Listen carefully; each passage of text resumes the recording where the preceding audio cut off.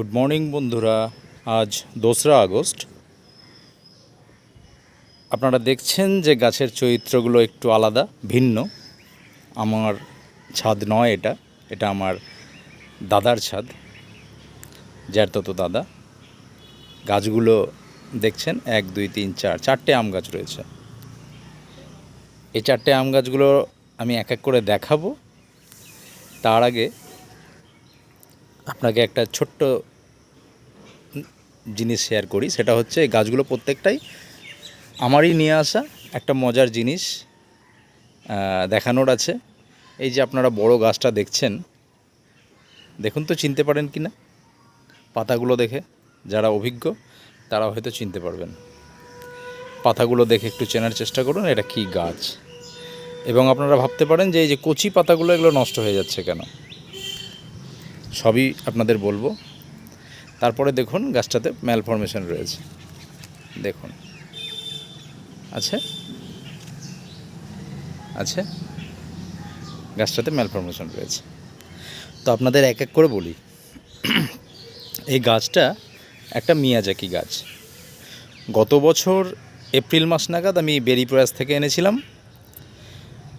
খুব শখ করে আমার দাদা এটা তার ছাদে বসিয়েছিল। ছিল এই ক্যারেটে, এই যে প্লাস্টিকের ক্যারেট আপনারা দেখছেন, এই ক্যারেটে।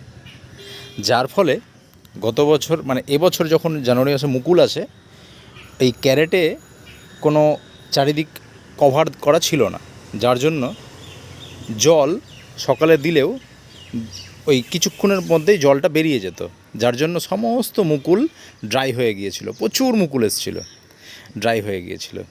কিন্তু আমি চাইনি যে আগামী বছরও সেই হোক, তাই এই যে নিচে দেখছেন টব, এই টবটি নতুন করে আনা এবং গাছটা এই ক্যারেট থেকে তুলে ওইখানে প্রতিস্থাপন করা হয়েছে। যার ফলে এই কচি পাতাগুলো 2 দিন নুইয়ে পড়েছিল এবং তা রিকভার করেছে। কাণ্ডগুলো ঠিক রয়েছে, বাট পাতাগুলো নষ্ট হয়ে যাচ্ছে। তো চিন্তার কিছু নেই, আমি টাইম টু টাইম প্রুন করে দিই, এক্ষেত্রেও কোনো অসুবিধা হবে না, গাছ সুস্থ হয়ে যাবে। এবার যখন গাছটা আনি তখন গাছটার স্বাস্থ্য ছিল এই যে ডালগুলো দেখছেন এই রকম। কিন্তু আমার এই বাড়ির যে মালকিন মানে আমার বৌদি গাছকে এত ভালোভাবে খাওয়ার দেন, ফুল এবং ফলের যে পচন মিশ্রণ গাছকে এত ভালো খাওয়ার দেন যে গাছ সেখান থেকে ওটা ঝোপালো রূপ নেয় এবং প্রচুর হারে মুকুল এসেছিল। যাকগে, মুকুল টেকেনি সেটা আলাদা ইস্যু, কিন্তু আমি চাই যে গাছে ম্যালফরমেশন থাকলেও এই গাছ এই ছাদে থাকুক। গাছ যথেষ্ট হেলদি, ম্যালফরমেশনের কোনো তোয়াক্কা না করেই গাছ বেড়ে চলেছে। একাধিকবার প্রুনিং করার পরে গাছ এই অবস্থায় আছে, সুতরাং ভাবতে পারেন প্রুন না করলে কি ছিল গাছের অবস্থা। তো আগামী বছর হয়তো এই ছাদে মিয়াজাকি ফলবে। এবার আসি এই গাছটা দেখছেন সব একদম নতুন কচি পাতা। এই গাছটা একটা কাটিমন গাছ, একটা মোটা কাটিমন গাছ। গোড়াটা দেখুন কতটা মোটা, একটা মোটা কাটিমন গাছ নিয়ে এসেছিলাম এবছরেই। আনার সময় সমস্ত ছোট আমগুলো ঝরে পড়েছিল, বড় বড় ডাল ছিল প্রায় 7 ফিট 8 ফিট অবধি। সমস্ত ডালপালা সব কেটে রেখে দেওয়া হয়েছিল। গাছটা প্রথম কিছুদিন একটু ঝিমিয়েছিল, তারপরে এখন গাছটার অবস্থা দেখুন। গাছটা আগামী বছর একটা দুর্দান্ত শেপ নিয়ে নেবে।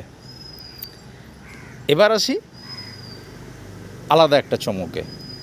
এই যে দেখুন এই গাছটা, এটা একটা ইন্ডিয়ান দেশি অল টাইম জাত, যার কোনো নাম নেই। দেশি অল টাইম বা দেশি দোফলা বলা যায় এই গাছটা। এবং পরের গাছটা, এই দুটো গাছই সেম। প্রথম গাছটা এটা জে.আর. মণ্ডল থেকে নেওয়া। গাছটার মধ্যে ট্যাগ রয়েছিল বাড়ি 11, পাতা বাড়ি 11-এর নয়। যখন আমরা কমপ্লেন করি তখন ওনারা আমাদেরকে রিপ্লেসে যে গাছটা পাঠায় সেটা হচ্ছে এইটা, ঠিক আছে। এটা হচ্ছে সেই ইন্ডিয়ার আমাদের দেশি দোফলা। এবার গাছটার কন্ডিশন খুব খারাপ ছিল, প্রায় 1 বছর হতে চললো, হয়তো 1 বছর হয়নি, 8 মাস 10 মাস হয়ে হবে। কিন্তু গাছটা ল্যাকলেকা অবস্থায় রয়েছে।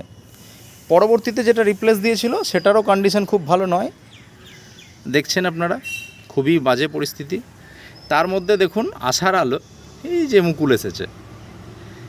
সুতরাং এর থেকে প্রমাণিত যে গাছটি জেনুইন।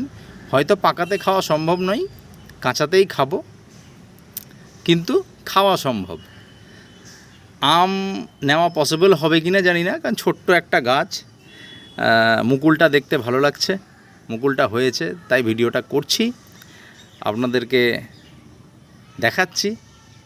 মুকুলটা দেখুন কি সুন্দর লাগছে, এই বর্ষাকাল, আগস্ট মাস, খুবই দুর্দান্ত।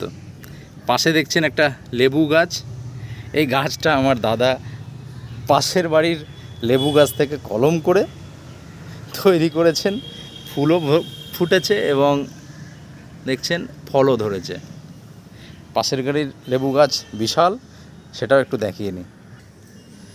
দেখুন কি বিশাল লেবু গাছ।